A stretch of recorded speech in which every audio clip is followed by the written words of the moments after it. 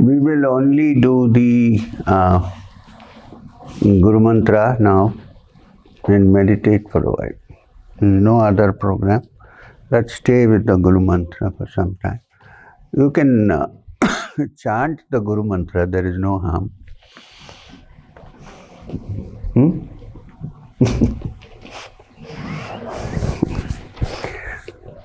Nobody will do anything to you if you chant them. You will not be shot, don't mind. Okay.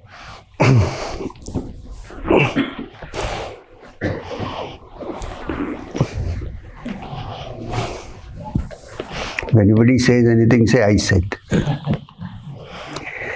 Okay, so I know many of you might have seen the Guru Mantra in the YouTube.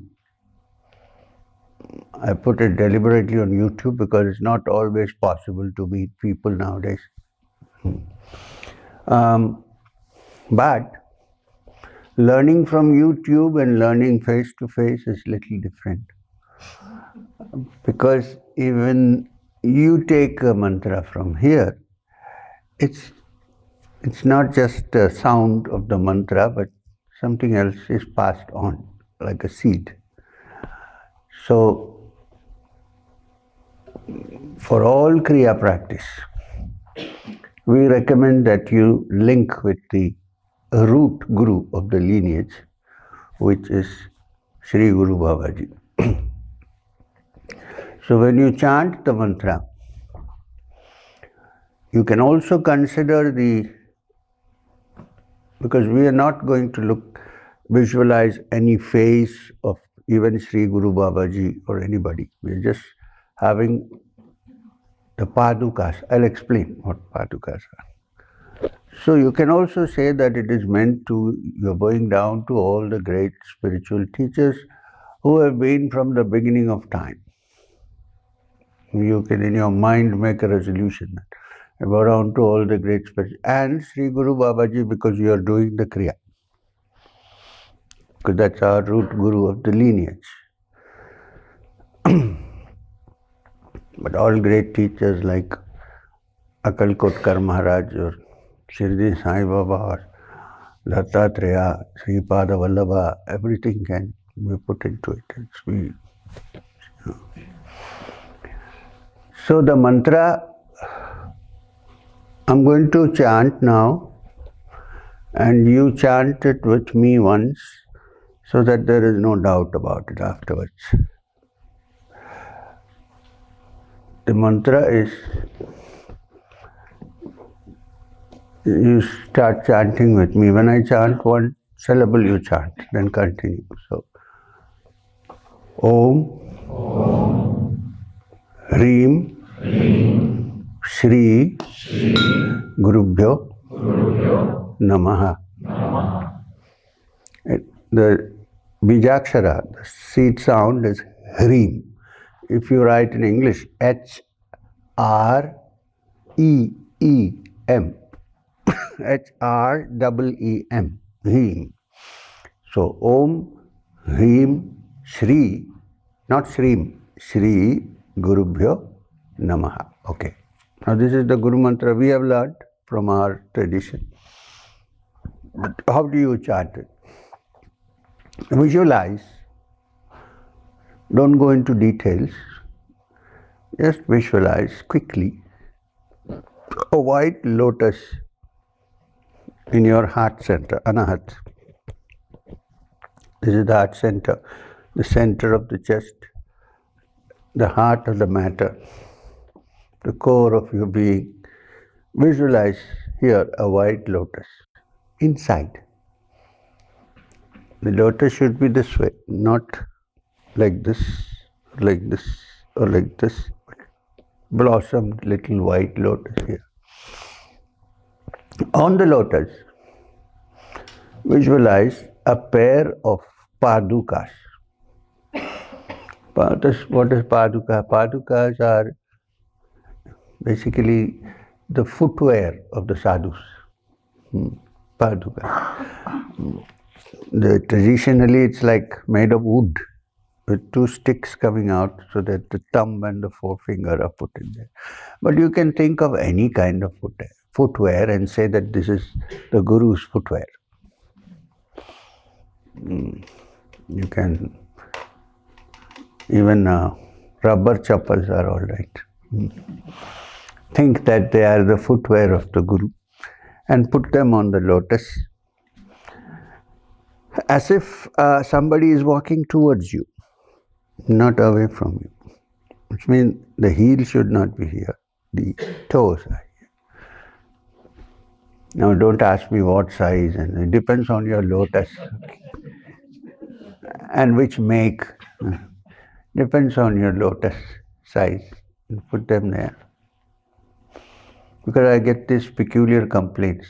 The lotus was so big, shoes were so big they couldn't stand on the lotus. And don't worry, it's your mind, you're creating it, sankalpa. Keep the footwear there. And then don't do anything now, we will do together.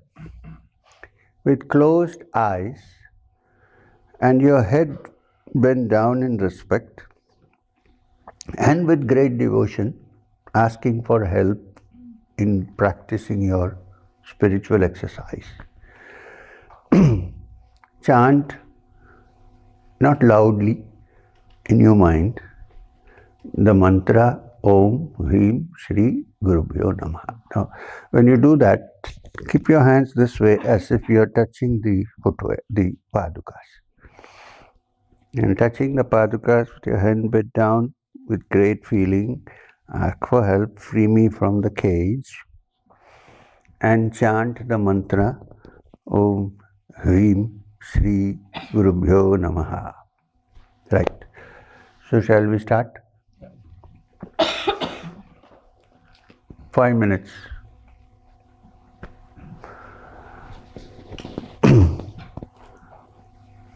Start. Om Hrim Shri Gurubhyo Namaha. Now silent. You can do the Guru Mantra. There is no particular time or any such thing for doing the Guru Mantra. And even when you're traveling, you can do the Guru Mantra. While it's principally meant to move forward spiritually, Guru Mantra is also can be used in an emergency when you have no other thing, no way out of something. You can still, this is not what it's meant for, but I'm just saying, we're all human beings, right? We have problems. So just put your hand and chant and ask for help.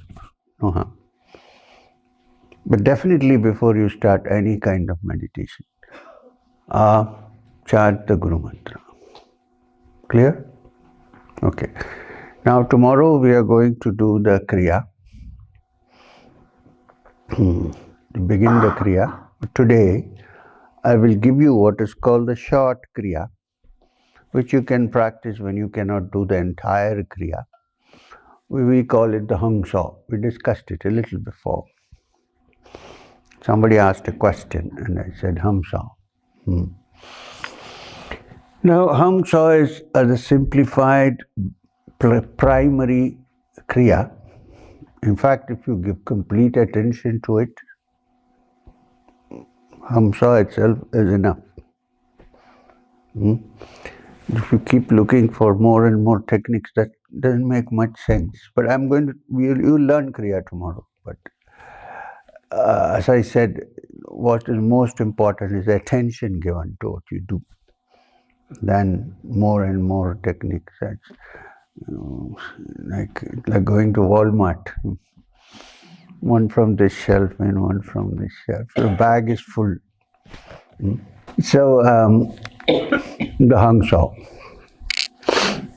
First, let me tell you a story about how this Hamsa was taught to somebody by a great yogi who lived in Banaras after retirement, whose name was Shyamacharan Lahiri, who is popularly known as Lahiri Mahashai,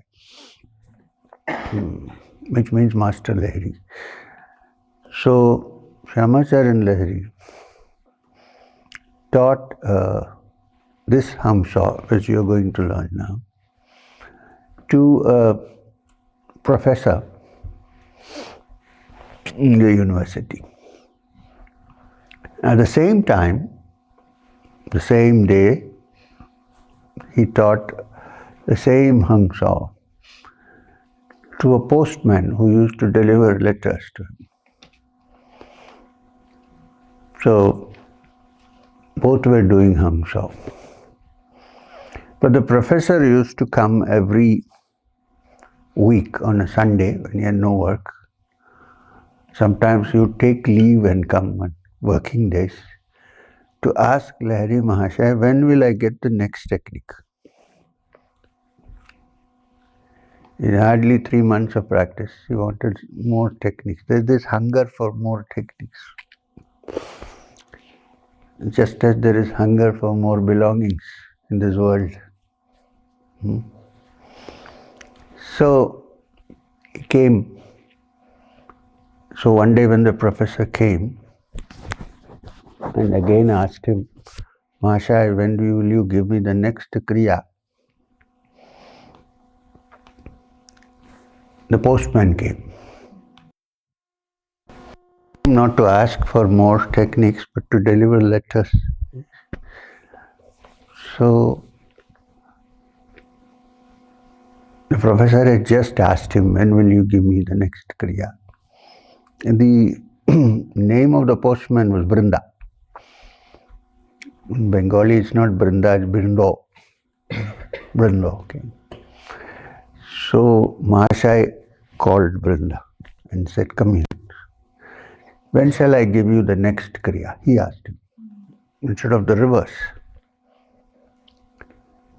Brinda put up his hands and said, please don't give me any Kriyas for God's sake. Because what you gave me is more than enough. Now when I get up in the morning and practice Kriya and come out, my neighbors have begun to suspect if I have become an alcoholic. Because I can't walk straight. I am in some kind of eternal spirit.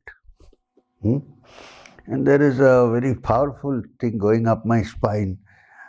I'm wondering if I should resign, stop posting letters. I can't do it. See so many people's names and I get all confused. So Lahiri Mahashaya said, okay. And then he told the professor, you heard this. This guy got the same hamsa from you on the same day. You are still looking for techniques when he has gone somewhere. So even if you give complete attention and do, you still can go without anything else.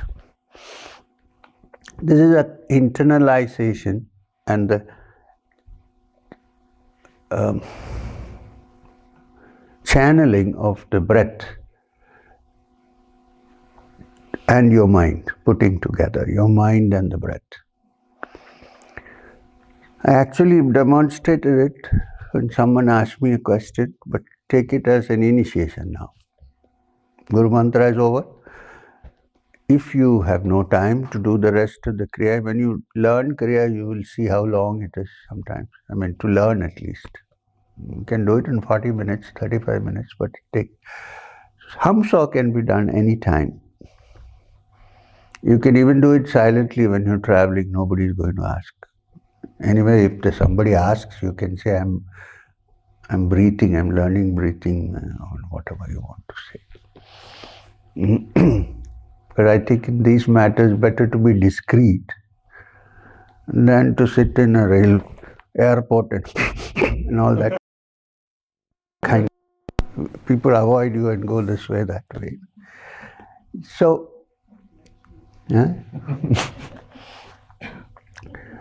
so the hamsa.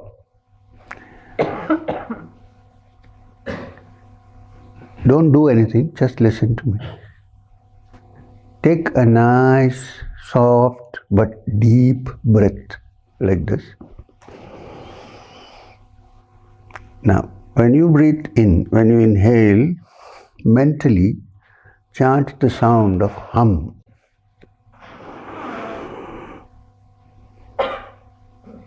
Got it? Hold your breath for a second. No chanting. Then exhale.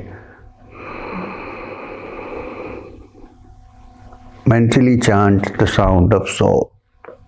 S-O-U, so. So hum. So. Now, the most important thing here is to give complete attention to your breath. As you inhale, give complete attention to your breath. When you give complete attention to your breath, you will also feel that you are chanting hum. Then, if you improve it slightly, instead of breathing out through your nose, keep your mouth slightly open and do.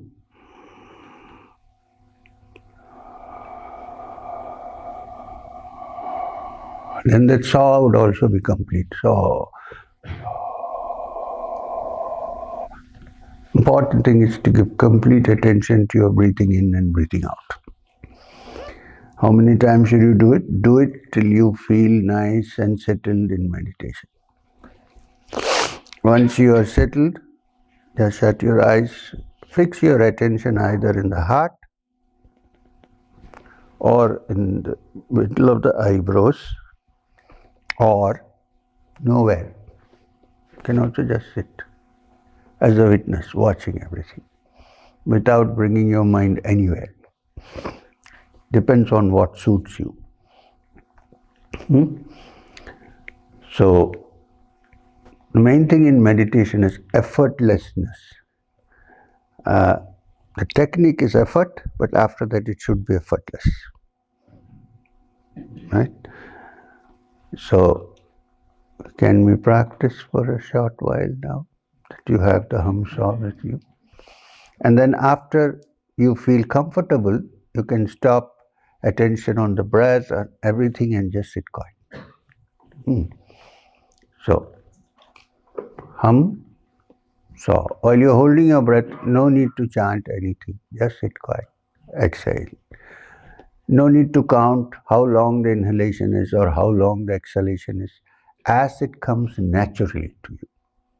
Hum, saw. Start. Hari Om.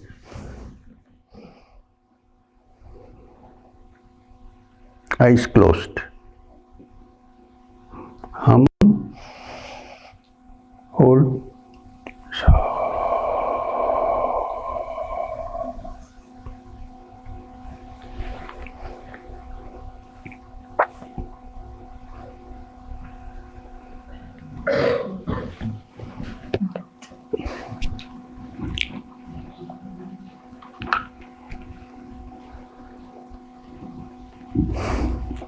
Guruji, Pranam. I think this is an off-task question, but still, it's a doubt in my mind. Last question for today, I said. Yeah. For people, because now I realize that Kriya is the background which actually settles the mind to start meditation. Yeah. So people like me who have real difficulty in focusing and concentrating, is there no way out? Because I am studying since I was native. I've been practicing Kriya on and off, but I'm not progressing. Different people progress at different levels. Everybody is the same, then it would have been very easy. Different backgrounds, different mindsets, different influences. So the only thing I can say is to persist till you get hold of this mind of yours. There's no shortcut. If I knew a shortcut, I would have told you. But can't you push up?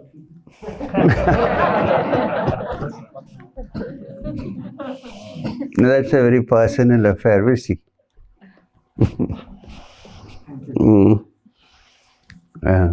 Some yogis have pushed by giving a hard kick on the spine and so on. We won't do that. Right? Yeah. So one last question.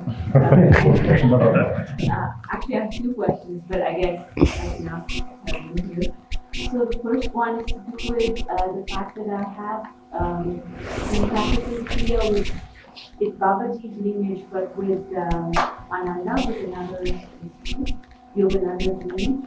So there are similarities, obviously, but I'm yet to take Diksha. So now I have a little bit of a nerve. Now you have to decide. You can. So, my common sense tells me that because I have been there for 18 months, I should respect that. Sure. And I know it's very similar. However, is it okay for me to sit in the room or Do what? to sit in the room and listen to you when you talk about? Yeah, you can listen to the Kriya, no harm. If you don't want to convert, it's okay. but you see where there are similarities and you can practice, and if you have any problem, I can still help you out with that. Doesn't matter which one. We are from perhaps the same lineage in a different way, of course. So there I have no problem. I know I have a number of people who have taken Kriya from Maheswarnath, from Ananda Sangha, and a couple of other. There have been, Banaras has a lot of little Kriya groups because Lahiri Mahashai lived there. They are not affiliated to any organization. They also do Kriya, and even when they need some help, and if they come to me, I surely help them. There is no problem here. Can I ask one last question? Now I have the mic. So it is the second last question. So when I practice also and other techniques sometimes, I see a global, like a cloud global pyramid. Only once it seemed super clear, and then I got super excited and it went away. And my question is, what really is this global light and how can I hold it for a long time? The first, in the beginning, when you see a globe of light, is the pressure that is applied in the cells of your eyes.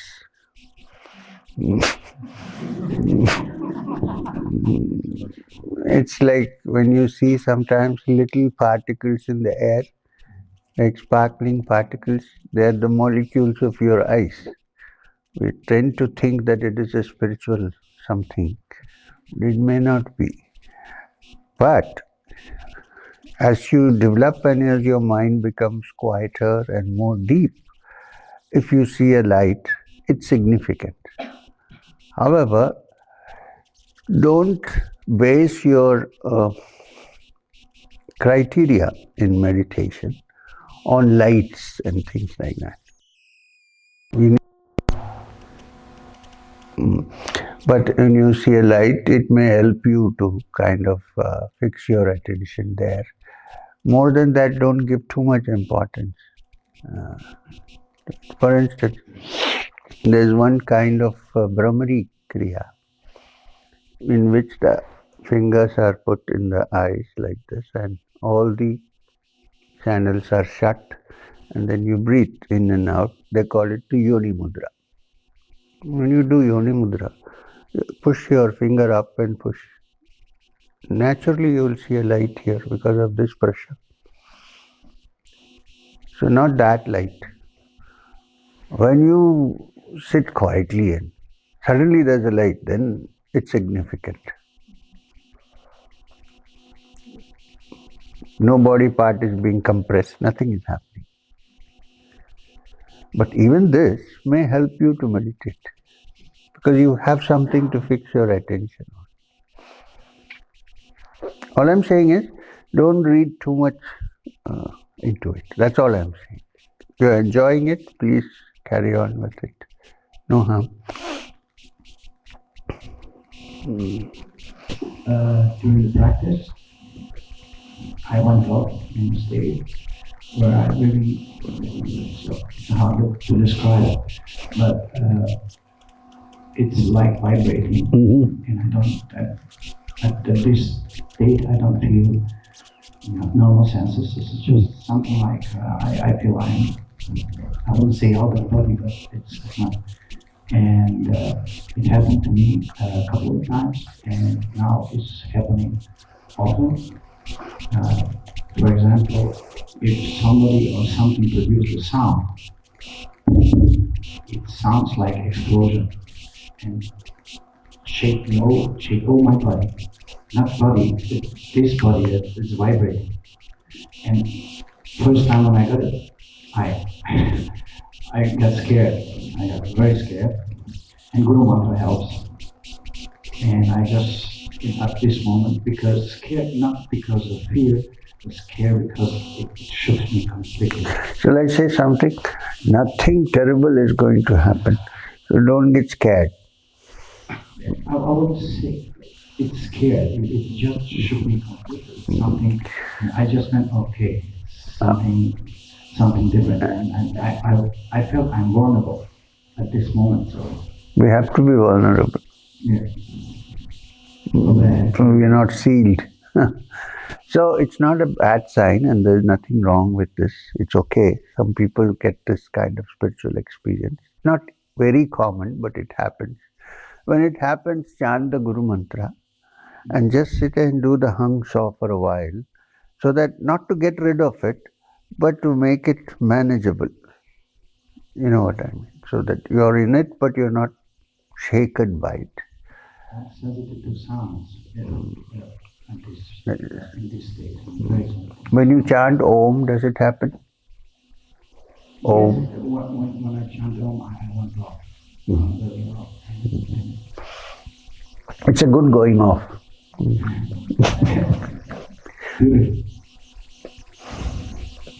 And the second happened also after sadhana, especially at the midnight. I feel very exhausted, probably from the heat. That is a little, you have to be a little careful with that exhaustion, because normally when you're connected with your inner energies, you shouldn't get so exhausted. So if you are getting exhausted, we need to look into this carefully and see throughout the day, what have you been doing, what have you been eating, what kind of society you're mixing with. Now that clashing with your meditative state can cause tiredness. Per se sadhana cannot cause tiredness. So you need to look at your whole day and see what activity you're engaged in and what is it that is giving you this negative thing. Avoid it. And then you'll see you're full of energy even when you practice sadhana. So, thank you. We will meet again. You had something to say. Yes, I'm sorry. You're sitting so much in front of me that I forget you. No, not that way. Forget that you are. Can we do japa with the Guru Mantra without? Yes, you can. Sure. Okay. Just listen to the sound of the Guru Mantra yourself and keep doing. Yes, you can. You need not bring it here. I mean, that's how you begin the Kriya. After that, you can just do Guru Mantra. Don't sing the Guru Mantra, but chant.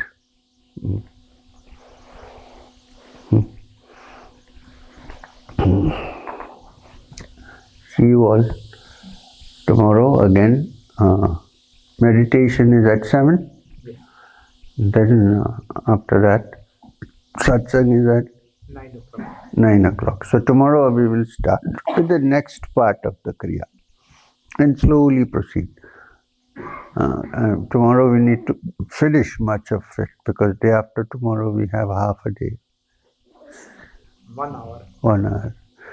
So there might be questions. Okay.